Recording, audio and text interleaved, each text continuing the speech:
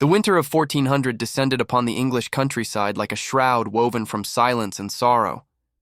Snow fell in delicate curtains over the crumbling walls of Ashworth Manor, a once magnificent estate now reduced to little more than a monument to abandonment.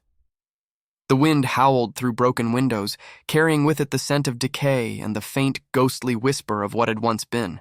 And within those hollow halls, where tapestries hung in tatters and dust claimed every surface as its throne, a woman sat alone by the dying embers of a fire that seemed to mirror her own fading existence. Lady Eleanor Ashworth, Duchess of Ravensmoor, had not always been a creature of shadows. There had been a time, not so many years past, when her laughter had echoed through the great halls of noble houses, when her beauty had inspired sonnets, and her wit had commanded the attention of kings.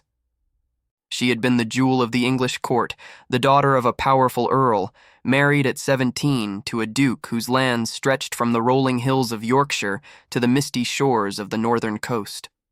She had been envied, admired, celebrated. But that was before her husband's sudden death had left her a widow at 23. Before his family had descended upon her like carrion birds, stripping away her titles, her lands, her dignity. Before the whispers had begun, cruel, poisonous whispers that painted her as a woman of loose morals, a schemer who had somehow caused the Duke's demise. Before the doors of every great house had closed against her, one by one, until she found herself utterly alone in a world that had once worshipped at her feet. Now, at 27, Eleanor was a ghost haunting the ruins of her former life. The manor where she had taken refuge belonged to a distant cousin who had died without heirs, leaving the property in legal limbo. No one had bothered to claim it, and so no one had bothered to evict her. She existed in this forgotten corner of England like a secret that everyone preferred not to remember, surviving on the charity of a single elderly servant who had refused to abandon her and the meager income from a small plot of land that the late Duke's family had overlooked in their rapacious seizure of her inheritance. Eleanor pulled her worn shawl tighter around her shoulders, watching the last flames flicker and die. The cold was a constant companion now, as familiar as the hunger that gnawed at her belly and the loneliness that wrapped around her heart like iron chains. She had learned to accept these things, just as she had learned to accept that the world had forgotten her existence. It was easier, she had discovered, to be invisible than to be despised. The sound of hooves on the frozen ground reached her ears, distant at first, then growing closer. Eleanor's heart seized with familiar terror. Visitors meant nothing good. The last time someone had come to Ashworth Manor, it had been a group of the late Duke's nephews, drunk on wine and cruelty, who had taken what little silver she had left and threatened far worse before her screams had finally driven them away. She had not slept soundly for months afterward. She rose from her chair, her joints aching from the cold, and moved toward the window. Through the frost-covered glass, she could see a single rider approaching through the snow, his dark cloak billowing behind him like the wings of some great bird. He rode a magnificent black destrier, the kind of horse that only the wealthiest nobles could afford, and his bearing spoke of authority and power. Eleanor's hand went instinctively to her throat, where a thin silver chain held the only piece of jewelry she had managed to keep, a simple cross that had belonged to her mother. She had nothing else of value, nothing that would interest a man of obvious wealth, unless he had come for something else entirely. The rider stopped before the manor's crumbling gates, and for a long moment he simply sat there, staring at the ruined edifice as if trying to reconcile some memory with the reality before him. Then, slowly, he dismounted and began to walk toward the door. Eleanor did not move. She could not move. Some instinct, born perhaps of years of survival, told her that this moment was significant, that her life was about to change in ways she could not yet fathom. She stood frozen by the window, watching the stranger approach, her breath forming small clouds in the frigid air. The knock, when it came, was neither demanding nor timid. It was measured, deliberate, the knock of a man who was accustomed to being admitted wherever he chose to go, but who retained enough courtesy to announce his presence first. Eleanor waited a full minute before responding, using the time to compose her features into the mask of dignified calm that had become her only armor. She opened the door, The man standing before her was perhaps 30 years of age, tall and broad-shouldered, with dark hair that fell in waves to his collar and eyes the color of a winter storm. His face was handsome but hard, marked by a scar that ran from his left temple to his jaw, the kind of scar earned in battle, not in some petty tavern brawl. He wore the clothes of a wealthy lord, though they were practical rather than ostentatious, and at his hip hung a sword that had clearly seen considerable use. For a long moment, neither of them spoke. The stranger's eyes moved over Eleanor's face with an intensity that made her want to look away, but she held his gaze with all the pride she could muster. She might be reduced to poverty and disgrace, but she was still the daughter of an earl, still a duchess by right, if not by recognition. She would not cower before any man. Finally, the stranger spoke. His voice was deep and rough, carrying the accent of the Northern Territories. "Lady Eleanor Ashworth?" "I am she." Eleanor was surprised by the steadiness of her own voice. "And you are?" The stranger did not answer immediately. Instead, he continued to stare at her, and Eleanor saw something flicker in those storm-gray eyes, something that might have been recognition or sorrow, or perhaps both. When he finally spoke again, his voice had softened almost imperceptibly. "I am Lord Marcus Blackwood, Duke of Thornhaven. I was a friend of your husband's." He paused, and something in his expression shifted. "I have come to take you home." Eleanor felt the world tilt beneath her feet. She gripped the doorframe to steady herself, her mind reeling with questions she could not bring herself to ask. Home? What home? She had no home, no family, no place in this world that would welcome her return. She was forgotten, erased, as insubstantial as the snow that continued to fall around them. "I have no home, my lord," she said, and her voice finally cracked, betraying the emotion she had fought so hard to suppress. "Surely you know that." Marcus Blackwood's jaw tightened, and for a moment, Eleanor saw a flash of something fierce in his eyes. Anger, perhaps, or determination. "I know what they did to you," he said quietly. "I know how they stripped you of everything that was rightfully yours. I know how they spread their lies and turned the world against you." He stepped closer, and Eleanor found that she did not want to retreat. "But I also know the truth, Lady Eleanor, and I have not forgotten you. Not for a single day in these 4 long years." The word struck Eleanor like a physical blow. She felt tears prick at her eyes, tears she had not allowed herself to shed in longer than she could remember. In a world that had cast her aside without a backward glance, here was a man claiming to have remembered her, claiming to have carried some thought of her through the years of her exile. Why? The question emerged as barely more than a whisper. "Why would you remember me?" Marcus Blackwood reached out and took her cold hand in his gloved one. The gesture was gentle, almost reverent, and Eleanor felt warmth spread through her frozen fingers for the first time in years. "Because your husband asked me to," he said. "On his deathbed, William made me swear to protect you. I failed him then. I was away at war when he died, and by the time I returned, you had already vanished.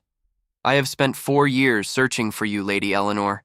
4 years praying that I would find you alive." His grip on her hand tightened. "And now, by the grace of God, I have." Eleanor stared at him, unable to speak, unable to move, unable to do anything but feel the impossible weight of hope pressing against her chest. Hope, that dangerous, treacherous emotion she had learned to abandon long ago. It terrified her more than any threat ever could. "I cannot ask you to trust me," Marcus continued. "I know that trust is a luxury you cannot afford, but I am asking you to let me try. Let me fulfill the promise I made to a dying friend. Let me help you reclaim what was stolen from you." His eyes held hers with an intensity that seemed to pierce through all her carefully constructed defenses. "Let me remember you back into existence." The snow continued to fall around them, silent and indifferent. The cold continued to bite at Eleanor's exposed skin. The world continued to turn, heedless of the moment unfolding on the doorstep of a forgotten manor in a forgotten corner of England. But for the first time in 4 years, Lady Eleanor Ashworth, the forgotten Duchess of Ravensmore, felt something stir within her frozen heart. It was small, fragile, easily extinguished. But it was there. It was hope. She looked at the stranger before her, this man who claimed to carry the last wishes of her dead husband, who claimed to have searched for her through years of silence, who stood in the falling snow and offered her a hand back into the world of the living. And slowly, with a courage she had forgotten she possessed, she made her choice. "Come inside, my lord," she said. "The fire is nearly dead, but perhaps between the two of us we can coax it back to life." Marcus Blackwood smiled, a small, cautious smile that nonetheless transformed his stern features into something almost gentle. "I would like nothing more, my lady." And as Eleanor stepped aside to let him enter, she could not help but feel that it was not just the fire they would be attempting to resurrect. If you are watching this story unfold, take a moment to check if you are subscribed to this channel. Stories of courage, redemption, and love that transcends time deserve to be witnessed together. Subscribe now so you never miss a chapter of these journeys that remind us what it means to be human. The fire, coaxed back to reluctant life by Marcus's expert hands, cast dancing shadows across the walls of Ashworth Manor's great hall. Eleanor watched him work, noting the economy of his movements, the quiet competence with which he handled the mundane task. This was not a man who had been waited upon his entire life. This was a man who had learned to survive. "You were at war," she said, breaking the silence that had settled between them. "When William died." Marcus did not look up from the fire. "In France, fighting for a king who did not deserve my loyalty." He added another log to the flames, watching the sparks rise like orange stars into the darkness of the chimney. "By the time word reached me of William's death, 2 months had passed. By the time I returned to England, another 3, and by then—" He paused, his hands stilling on the stone hearth. "By then you had already been destroyed." The word hung in the air between them, ugly and accurate. Destroyed. Yes, that was precisely what had happened to her. Eleanor had been systematically dismantled, piece by piece, until nothing remained of the woman she had once been. "His family wasted no time," she said, surprised by how calm her voice sounded. "They came for me before his body was cold." Lord Reginald, William's uncle, arrived with documents that supposedly proved I had no right to the Ravensmore estates. He claimed William had signed them on his deathbed, revoking my dower rights. "And you knew they were forgeries?" It was not a question. Eleanor turned to look at Marcus, who had finally risen from his crouch by the fire. In the flickering light, his face was all plains and shadows, the scar on his cheek a pale line against his weathered skin. Of course they were forgeries. William loved me. He would never have left me destitute. She paused, old bitterness rising in her throat. But I could not prove it. The witnesses who might have testified on my behalf were too afraid of Lord Reginald's power. The magistrates were in his pocket, and I— She looked down at her worn gown, at the hands that had once been soft with leisure and were now roughened by labor. I was just a woman with no family to protect her, no allies to speak for her, no resources to fight with. Marcus crossed the room to stand before her. He was close enough that Eleanor could smell the winter on his cloak, snow and pine and the sharp bite of frost. Close enough that she could see the muscle jumping in his jaw as he fought to control some powerful emotion. "They spread rumors about you," he said quietly. "I heard them, even in France. They said you had been unfaithful to William, that you had driven him to an early grave with your infidelities, that you had tried to poison him for his fortune." Eleanor flinched. She had known, of course, that such rumors existed. She had felt their effects in every closed door, every averted gaze, every former friend who had pretended not to know her. But hearing them spoken aloud, in this crumbling hall that had become her prison, made them somehow more real, more damaging. "None of it was true," she whispered. "I know." 2 words, spoken with absolute certainty. Eleanor looked up at Marcus, searching his face for any sign of doubt, any hint of the suspicion that had colored every interaction she had endured for the past 4 years. She found none. In his storm-gray eyes, she saw only conviction, and something else. Something that made her heart stutter in her chest.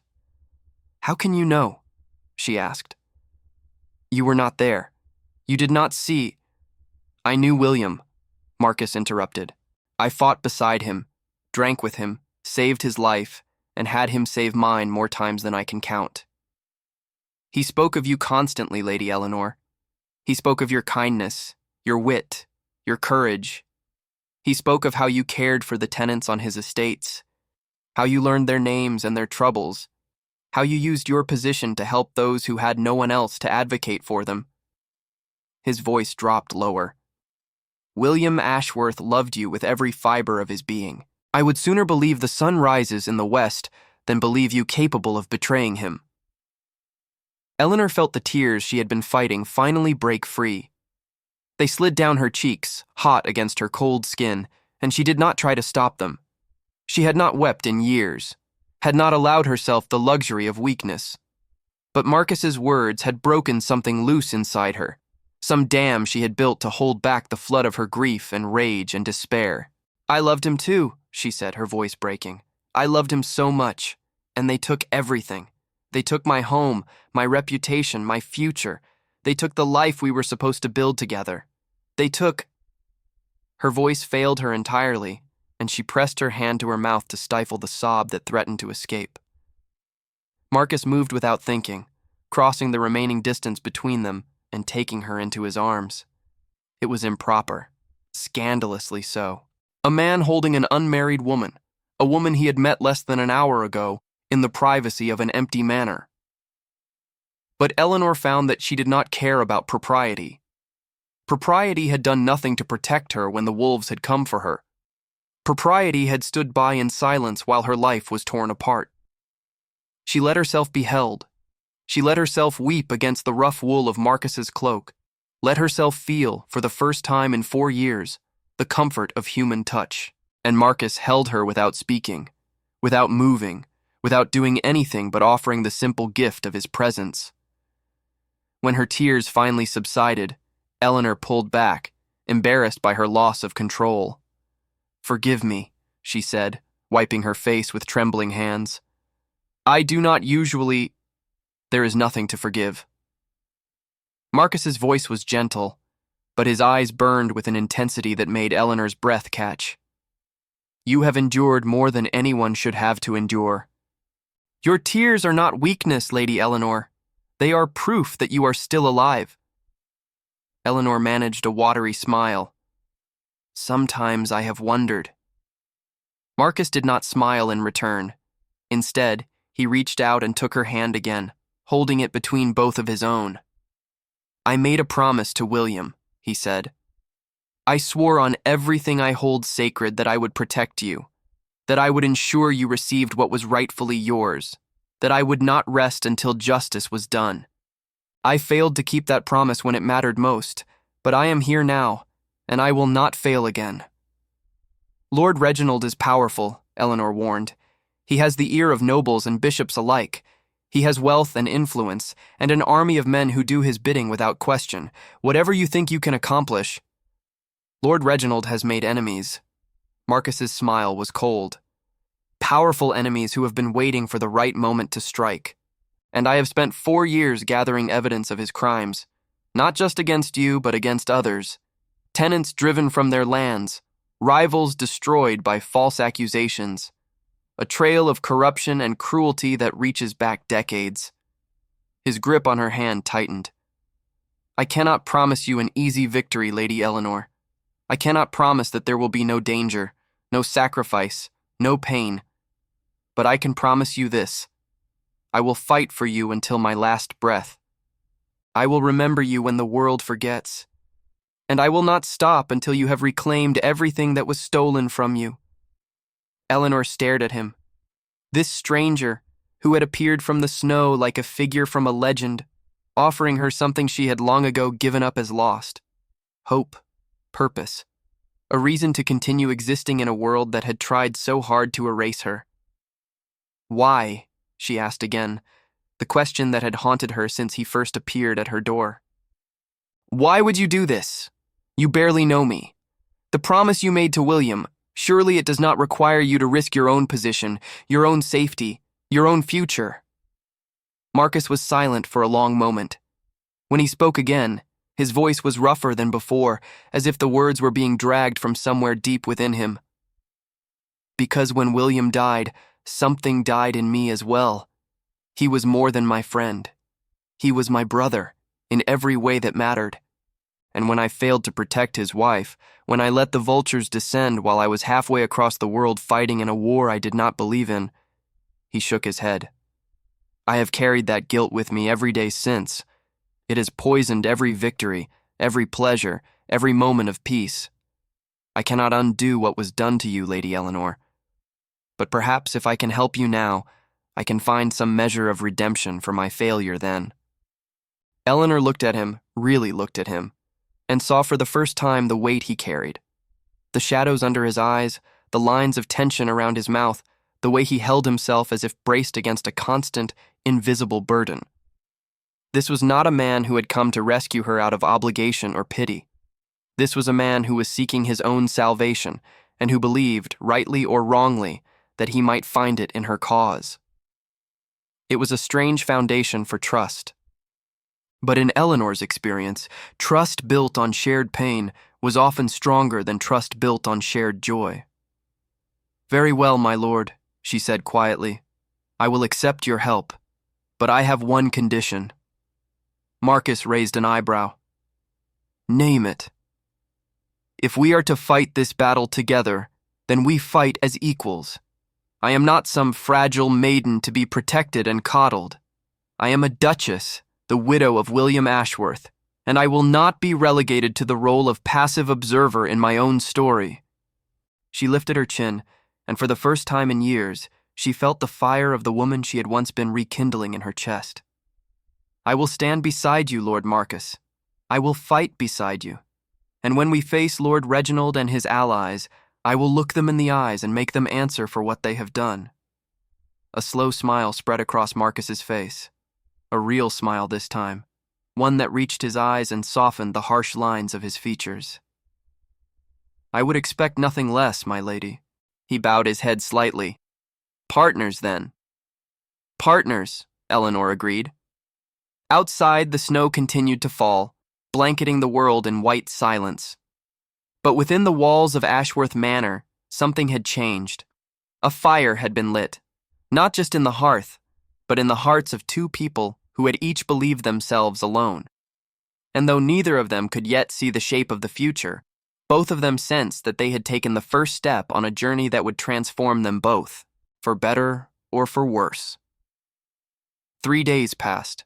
3 days of planning, of careful conversation, of the slow and cautious building of trust between two people who had both learned the hard way that trust was a dangerous commodity. Eleanor found herself studying Marcus constantly, searching for cracks in his facade, for signs that his noble intentions masked some darker motive. She found none. What she found instead was a man of quiet integrity, of hidden depths, of a gentleness that seemed at odds with the warrior she knew him to be. He told her stories of William, tales she had never heard before, tales of their youth together, of battles fought and won, of long nights by campfires discussing philosophy and politics and the nature of love. Through Marcus's words, Eleanor's dead husband came alive again, not as the idealized memory she had preserved, but as a full, flawed, magnificent human being. And with each story, she felt her heart break a little more, and heal a little more as well. On the 4th day, Marcus announced that they would be leaving Ashworth Manor. There is a man I must speak with, he explained as they sat at the manor's worn wooden table, sharing a simple meal of bread and cheese that Martha, Eleanor's elderly servant, had prepared. A man who possesses information vital to our cause, but he will not travel, and he will not receive visitors he does not know. I must go to him, and I must bring you with me. Eleanor set down her cup of weak ale. Who is this man? His name is Father Thomas. He was the priest at Ravensmoor Castle at the time of William's death. The name struck Eleanor like a blow. Father Thomas, of course. The elderly priest had been one of the few people to show her kindness during those terrible days after William's death. He had held her hand as she wept, had prayed with her, had tried to shield her from the worst of Lord Reginald's cruelty. And then suddenly he had disappeared. She had assumed he was dead. "Father Thomas is alive," she breathed, "alive and hidden." Marcus's expression was grim. "He fled Ravensmoor shortly after you were driven out. He told me, when I finally tracked him down, that he feared for his life, that he had witnessed something that Lord Reginald would kill to keep secret." Eleanor's heart began to pound. "What did he witness?" "He would not tell me. He said he would only speak of it in your presence, that you had a right to hear the truth before anyone else." Marcus leaned forward, his eyes intent on her face. "This is why I need you to come with me, Lady Eleanor. Whatever Father Thomas knows, it may be the key to everything. It may be the weapon we need to destroy Lord Reginald and reclaim your rightful place." Eleanor nodded slowly, her mind racing with possibilities. What could Father Thomas have seen? What secret was so dangerous that it had kept him in hiding for 4 years? "Where is he?" she asked. "A monastery in the north, 3 days' ride from here." Marcus hesitated. "The journey will be difficult. The roads are dangerous in winter, and there may be those who would seek to stop us if they learned of our purpose. I will do everything in my power to protect you, but I cannot guarantee your safety." Eleanor smiled. A real smile, the first she had allowed herself in longer than she could remember. "My lord, I have survived 4 years of poverty, isolation, and despair. I have survived the destruction of everything I held dear. I have survived when I had every reason to give up and let death claim me."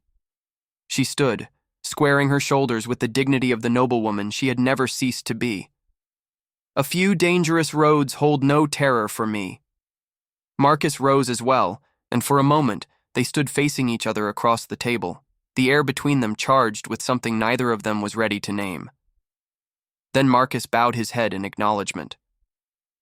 "We leave at dawn," he said. The journey north was everything Marcus had warned it would be, and more. The roads were treacherous, covered in ice and snow, and the bitter cold seemed to seep into Eleanor's bones no matter how many layers she wrapped around herself. They traveled on horseback, with Martha following in a small cart driven by one of Marcus's men, a taciturn fellow named James who seemed to communicate primarily through grunts and nods. But despite the hardship, Eleanor found herself coming alive in ways she had not expected. The world beyond Ashworth Manor, which she had not seen in years, was beautiful in its winter garb. Snow-covered forests stretched toward the gray sky. Frozen rivers gleamed like ribbons of silver. Villages appeared and disappeared like dreams, their chimneys sending columns of smoke into the cold air. And Marcus was beside her through it all. He told her more stories as they rode, stories of places he had seen, battles he had fought, people he had known. He asked her questions about her own life, listening with genuine interest as she spoke of her childhood, her courtship with William, the brief years of happiness they had shared before tragedy struck. He made her laugh, actually laugh, for the first time in years, with dry observations and unexpected moments of self-deprecating humor. By the second night, as they sheltered in a small inn while a blizzard raged outside, Eleanor realized that she was no longer afraid of Marcus Blackwood. She was not entirely sure what she felt for him. The emotions were too tangled, too complicated, too wrapped up in grief and hope and the strange intimacy of shared purpose. But she knew, with a certainty that surprised her, that she trusted him. And trust, she was beginning to understand, was the foundation upon which everything else could be built. On the third day, they reached the monastery. It perched on a rocky outcropping overlooking a frozen valley, its stone walls gray against the white landscape, its towers reaching toward the heavens like fingers grasping for God. As they approached the gates, Eleanor felt her heart quicken with anticipation and fear. Whatever Father Thomas had to tell her, it would change everything. She was certain of that. The only question was whether the change would be for better or for worse. The monks received them with quiet hospitality, offering warm food and warmer fires after the rigors of their journey. Father Thomas, they were told, would see them after evening prayers. Until then, they were welcome to rest and recover their strength. Eleanor tried to rest. She truly did. But sleep would not come, and so she found herself wandering the monastery's corridors, her footsteps echoing in the silence, her thoughts churning with questions that had no answers. She found the chapel without meaning to, a small, austere space lit by dozens of candles that cast dancing shadows on the stone walls. She knelt before the altar, her hands clasped, her eyes fixed on the simple wooden cross that hung above it. She had not prayed in years. After William's death, after everything that followed, she had found herself unable to speak to a God who seemed to have abandoned her. But now, in this quiet place, the words came unbidden. "I do not know if you are listening," she whispered. "I do not know if you have ever listened. But I am here, and I am trying to believe. Trying to believe that there is justice in this world. Trying to believe that the truth can set me free." She closed her eyes, feeling tears slide down her cheeks. "Please, if you are there, if you care at all about the suffering of those who have no power to help themselves, please let this be real. Please let me find the answers I seek. Please." She could not finish. The words dissolved into silent weeping, and she knelt there in the candlelight, a broken woman seeking solace in a faith she had almost lost. She did not hear the footsteps behind her. She did not know that Marcus had followed her, that he stood in the doorway of the chapel watching her with eyes full of pain and tenderness, and something that might have been love. She did not know that he, too, was praying for the strength to keep his promise, praying for the courage to face whatever truth awaited them, praying for the woman before him who had suffered so much and who deserved so much more than the world had given her. She did not know any of this. But perhaps, in some way beyond words or knowledge, she felt it. For when she finally rose from her knees and turned toward the door, she was not surprised to find him there. And when their eyes met across the candle-lit space, something passed between them, something silent and profound and utterly unmistakable. They did not speak. They did not need to. In that moment, words would have been inadequate to express what they both felt. The connection that had grown between them, the trust that had taken root, the hope that burned like a flame in the darkness. Together, they walked out of the chapel and into whatever future awaited them. If this story has touched your heart, if you feel the weight of Eleanor's journey and the hope that Marcus offers, leave a comment now with the words, "Some souls are never truly forgotten." Let us fill this space with the voices of those who believe that love and truth can still triumph over darkness. Father Thomas was old, far older than Eleanor remembered. His hair had gone completely white, his face was a maze of wrinkles, and his hands trembled constantly as if shaken by some invisible wind. But his eyes were still sharp, still keen, still carrying the weight of secrets too heavy to bear alone. They met in a small room at the back of the monastery, where a fire crackled in a stone hearth and the smell of herbs and old books permeated the air. Father Thomas sat in a worn wooden chair, wrapped in blankets against the cold that never seemed to leave his aged bones. Eleanor and Marcus sat across from him, side by side, united in their anticipation. "Lady Eleanor," Father Thomas said, his voice thin but steady, "I have prayed for this day. Prayed that God would bring you to me before death claimed the truth I carry." He shook his head slowly. So many years of silence. But silence is a sin when it protects evil, and I can no longer bear the weight of mine. Eleanor leaned forward. "What do you know, Father? What did you see?" The old priest closed his eyes, and for a long moment he was silent. When he spoke again, his voice had dropped to barely more than a whisper. "The night Duke William died. I was with him," Father Thomas continued, his aged voice trembling with the weight of memory. "Not at his bedside, as Lord Reginald claimed. I was hidden in the antechamber, hearing everything through the door that had been left ajar. Eleanor's heart stopped. What are you saying? Father Thomas opened his eyes, and in them burned a fire that belied his frail body. William did not die of the fever, Lady Eleanor. He was poisoned. I heard Lord Reginald himself speak of it to his physician, a man named Corbett who has since disappeared. They spoke of the poison they had administered, of how it mimicked the symptoms of illness, of how no one would ever suspect. The room seemed to spin around Eleanor. She gripped the arm of her chair, her knuckles white, her breath coming in short, sharp gasps. Marcus's hand found hers, steadying her, anchoring her to reality. They murdered him, she whispered. They murdered William. For his lands, for his wealth, for the power that came with the Ravensmore title. Father Thomas nodded slowly. And then they destroyed you, my lady, to ensure that no one would ever listen to your claims. A disgraced widow, cast out and forgotten. Who would believe anything you said against such powerful men? Marcus spoke for the first time, his voice tight with controlled fury. Do you have proof, Father? Something beyond your testimony? The old priest reached into the folds of his robe and withdrew a small leather pouch. His hands shook as he opened it, revealing a folded piece of parchment, yellowed with age. William gave this to me, he said, in the days before his death, when he first began to suspect that something was wrong. He made me swear to keep it hidden, to give it only to you, Lady Eleanor, if the worst should come to pass. He held out the parchment with trembling hands. It is his true will, the one Lord Reginald never found, the one that names you as his sole heir, with full rights to the Ravensmore estates and title. Eleanor took the document as if it were made of glass. She unfolded it slowly, her eyes scanning the familiar handwriting. William's handwriting, the words blurring through her tears. It was all there. Everything. His love for her, his wishes for their future, his explicit instructions that she should inherit everything he possessed.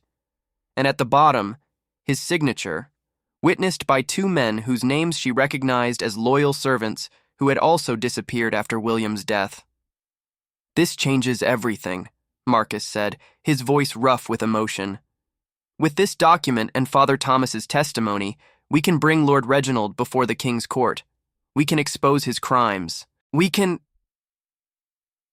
give Eleanor back her life, Father Thomas finished. He looked at Eleanor with eyes full of sorrow and hope. I am sorry, my lady. Sorry that I waited so long. Sorry that I let fear silence me while you suffered. But I am ready now. Ready to speak the truth before God and man, whatever the cost. Eleanor rose from her chair and crossed to the old priest. She knelt before him, taking his trembling hands in her own, and pressed them to her forehead in a gesture of profound gratitude. You kept my husband's last wish safe, she said. You preserved the truth when everyone else sought to bury it. There is nothing to forgive, Father. There is only gratitude, gratitude deeper than words can express.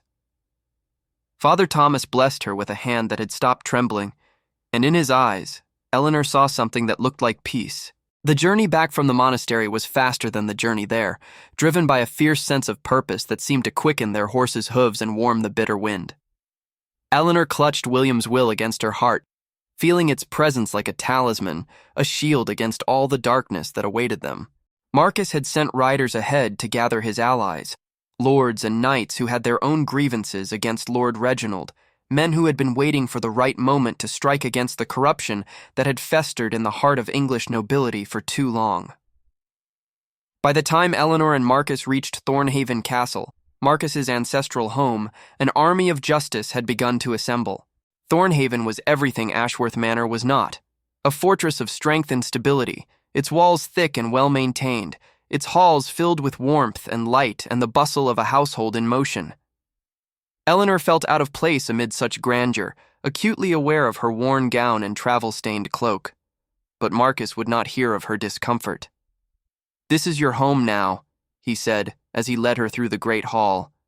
For as long as you wish it to be, and when we have reclaimed Ravensmore, you may return there if you choose, but know that there will always be a place for you here." Eleanor looked at him, truly looked at him, and saw in his eyes something that made her heart skip. It was more than kindness, more than duty, more than the fulfillment of a promise made to a dying friend. It was something deeper, something that had grown between them during their days of travel and shared purpose. But now was not the time for such thoughts. Now was the time for war. 3 weeks later, Eleanor stood in the Great Hall of Westminster, surrounded by the most powerful lords in England. The king himself sat upon his throne, his keen eyes moving between Eleanor and Lord Reginald, who stood at the opposite end of the hall with a retinue of his own supporters. Lord Reginald had aged poorly in the years since Eleanor had last seen him. His face was florid and bloated, his eyes bloodshot, his hands, those hands that had signed the false documents that destroyed her life, trembling with barely suppressed rage. He had not expected this. He had believed Eleanor dead or lost forever, no longer a threat to his stolen power. He had been wrong. "Lady Eleanor Ashworth, Duchess of Ravensmore," the King's herald announced, "brings accusations of murder, forgery, and theft against Lord Reginald Ashworth. She claims that Lord Reginald poisoned her husband, Duke William Ashworth, and subsequently stole her rightful inheritance through the use of forged documents." A murmur ran through the assembled lords. Such accusations were serious, the kind that could end with a man's head on a spike above the Tower gates. Lord Reginald stepped forward, his face twisted with contempt. "These are the ravings of a madwoman," he declared. "A woman who was cast out of society for her immorality, who has spent years in disgrace and now seeks revenge through lies and manipulation." He gestured toward Eleanor with a thick finger. "Where is her proof? Where is her evidence?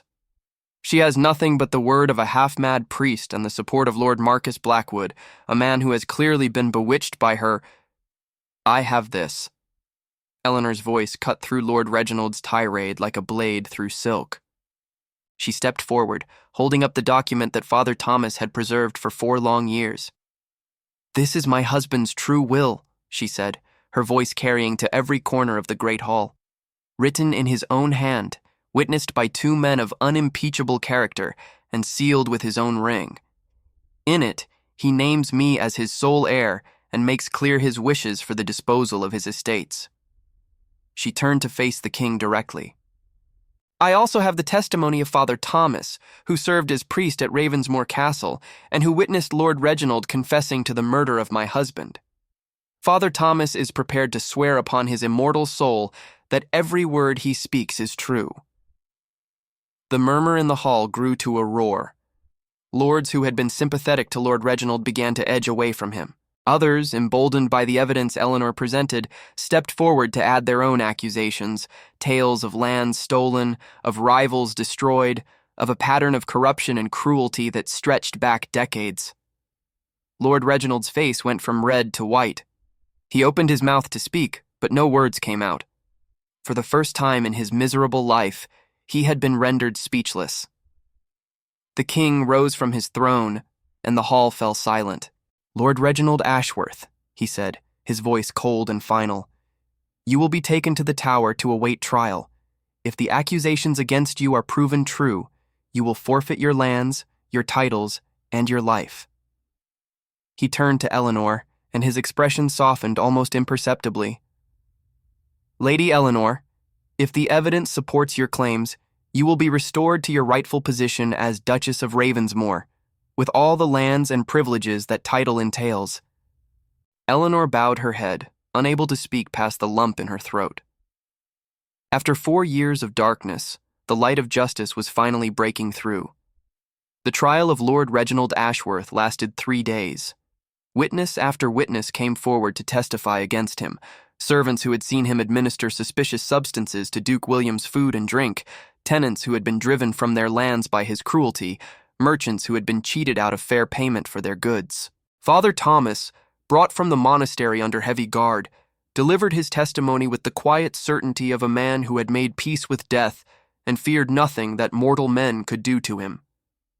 And through it all, Eleanor sat in the gallery, watching the man who had destroyed her life finally face the consequences of his actions.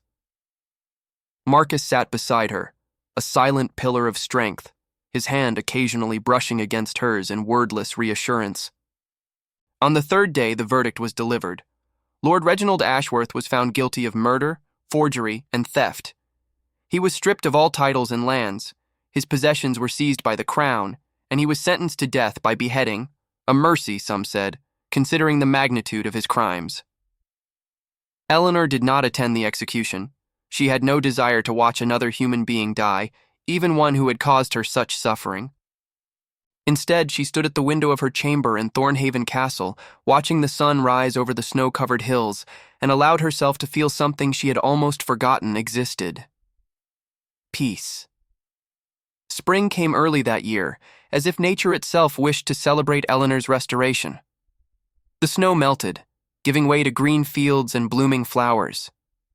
Birds returned to sing in the trees, and Eleanor, Duchess of Ravensmoor, once more returned to the castle that had been stolen from her 4 years before. It was strange, walking through those familiar halls after so long. Everything was the same, and yet everything was different. The tapestries still hung on the walls, the fires still crackled in the hearths, the servants still went about their duties with quiet efficiency. But the shadows that had haunted these rooms, the memories of betrayal and loss and despair, seemed to have lifted, replaced by something lighter, something hopeful. Marcus accompanied her on that first visit, just as he had accompanied her through every step of this journey. He stood beside her as she walked through the great hall, the library, the private chambers where she and William had spent their happiest hours.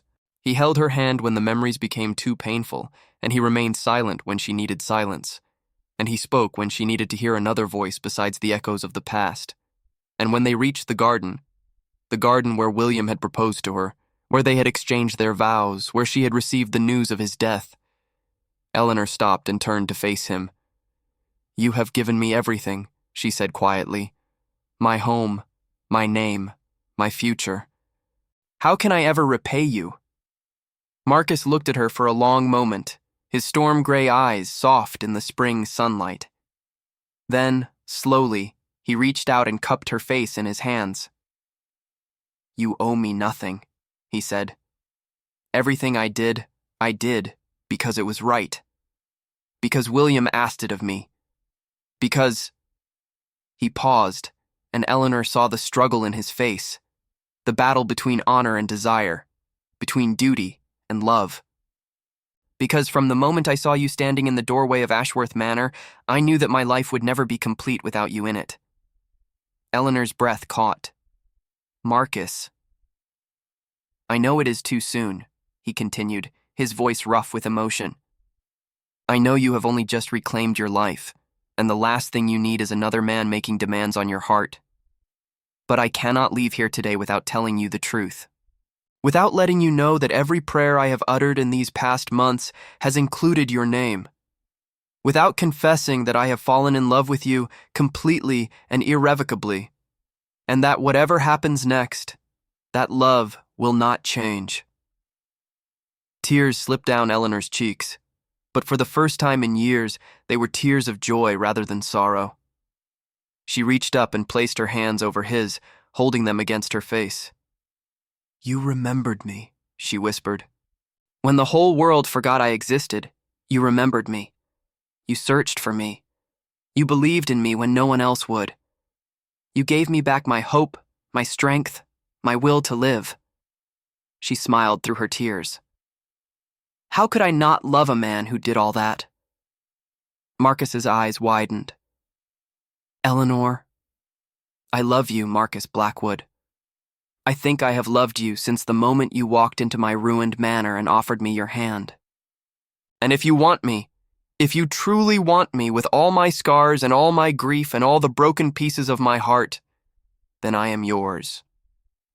For answer, Marcus pulled her into his arms and kissed her. It was a gentle kiss, tender and reverent, a promise rather than a demand. And as Eleanor melted into his embrace, she felt the last of her walls crumble, the last of her defenses fall away. She was no longer the forgotten Duchess. She was loved. They were married in the chapel at Ravensmoor Castle on a perfect summer day. The sun streamed through the stained glass windows, casting patterns of ruby and sapphire and gold across the stone floor. The pews were filled with friends and allies. Father Thomas, recovered from his years of hiding. Martha, weeping with joy. The lords and ladies who had stood beside them in their fight for justice. Eleanor wore a gown of ivory silk, her mother's silver cross around her neck, a crown of wildflowers in her hair. Marcus wore the formal attire of a duke, but his eyes held nothing formal as he watched his bride walk toward him down the aisle. When they exchanged their vows, Eleanor felt the presence of William, not as a ghost or a memory, but as a blessing. She knew with a certainty that transcended reason that he would have wanted this for her, that he would have been grateful to Marcus for keeping the promise he had made, that he would have rejoiced to see her happy, loved, alive. And as Marcus slipped the ring onto her finger and sealed their union with a kiss, Eleanor whispered a silent prayer of thanks to God, to fate, to whatever force had brought this man into her life when she needed him most. She had been forgotten by the world, but she would never be forgotten again. The autumn sun hung low in the sky, painting the hills of Ravensmoor in shades of amber and gold. Eleanor stood at the window of the nursery, watching Marcus walk across the courtyard below, their infant son cradled in his arms. The baby, William, named for the man whose memory would always be honored in their home, was sleeping peacefully, one tiny hand clutching his father's finger. Eleanor smiled, her hand resting on the swell of her belly where their second child grew. In the year since their marriage, she had learned what it meant to be truly happy. She had learned that love could heal even the deepest wounds. She had learned that the world, for all its cruelty, still contained more beauty than darkness. Marcus looked up and caught her watching him. His face broke into a smile, that rare, luminous smile that still made her heart flutter, and he raised his free hand in a wave. She waved back, feeling tears prick at her eyes. But they were good tears, happy tears, the tears of a woman who had walked through fire and emerged, not unscathed, but stronger.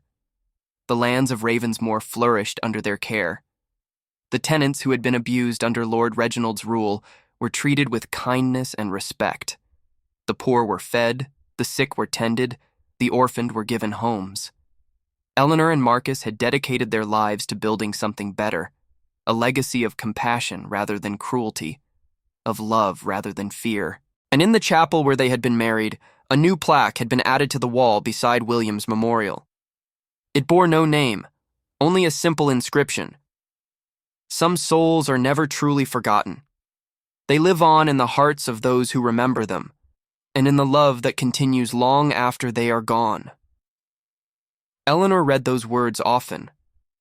They reminded her of the darkness she had endured and the light she had found. They reminded her that even in the deepest winter, spring would always come. They reminded her that she was blessed. The fire crackled in the hearth as Eleanor and Marcus sat together in the library, their son sleeping in his cradle between them, the autumn wind singing outside the windows. Eleanor leaned her head against her husband's shoulder, feeling his arm tighten around her. "Are you happy?" Marcus asked quietly. The same question he had asked her on their wedding night, and every night since. Eleanor smiled. "More than I ever thought possible. No regrets?" She lifted her head to look at him, this man who had saved her from oblivion, who had remembered her when the world forgot, who had loved her back to life. "Only one," she said. Marcus raised an eyebrow. "What is that?" Eleanor's smile widened. "That I cannot go back and tell that woman in the ruined manor, that cold, starving, hopeless woman, what was waiting for her. That I cannot let her know that her story was not over, that the best chapters were yet to come." Marcus pulled her closer. "Perhaps she knows in some way. Perhaps she felt it even then, a whisper of hope, a promise of something better." Eleanor considered this. She remembered that moment when Marcus had first appeared at her door, when she had looked into his storm-gray eyes and felt something stir in her frozen heart. Perhaps he was right. Perhaps even in her darkest hour, some part of her had known that the light was coming. Perhaps, she agreed. Perhaps that is what kept her alive long enough to find you. Marcus pressed a kiss to her forehead. I believe it was. I believe that even when you thought you were forgotten, something, God, fate, the universe, was working to bring us together. I believe that our story was written long before we knew it, and that nothing could have prevented it from unfolding exactly as it did. Eleanor closed her eyes, letting his words wash over her like a benediction. Outside, the wind continued to sing, the fire continued to crackle, and somewhere, in the vast mystery of existence, the soul of William Ashworth smiled down upon the two people he had loved most in the world, grateful that his final wish had been fulfilled. His beloved Eleanor was forgotten no more. She was remembered. She was loved. She was home. If you watch this story until the end, it is because this tale of love, redemption, and hope touched something deep within your heart. If Eleanor's journey moved you, if Marcus's devotion inspired you, please leave a comment saying, I watched until the end, so I can know who truly appreciates these stories that remind us of the power of love and the importance of never forgetting those who matter most. If this story warmed your soul, please give it a like and share it with someone who needs to be reminded that no one is ever truly forgotten. That somewhere, someone is praying for them, remembering them, waiting to bring them home. And if you haven't already, subscribe to this channel so you never miss another tale of courage, love, and the triumph of the human spirit. These stories are written for hearts like yours.